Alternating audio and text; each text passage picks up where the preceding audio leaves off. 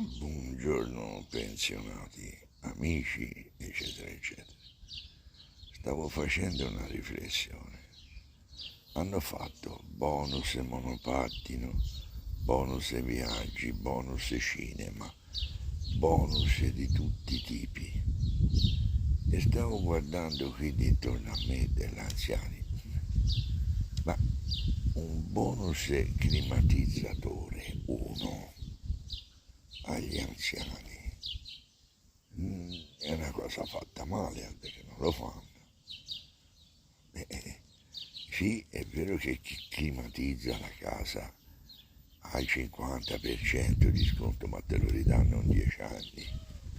Te lo immagini un anziano di 85 anni, glieli ridai in 10 anni, e se ne ha 90, non riesce a capire queste cose. Non lo so, ditemelo voi se sbaglio, ma ciao, a presto.